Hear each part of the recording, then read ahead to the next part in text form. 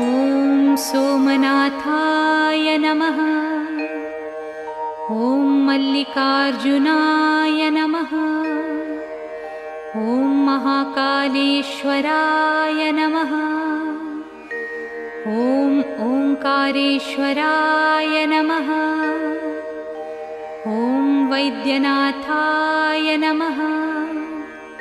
ॐ भीमशंकराय नमः। ॐ रामेश्वराय नमः। ॐ नागेश्वराय नमः। ॐ विश्वेश्वराय नमः। ॐ त्र्यंबकेश्वराय नमः। ॐ केदारेश्वराय नमः। ॐ भुस्मेश्वराय नमः।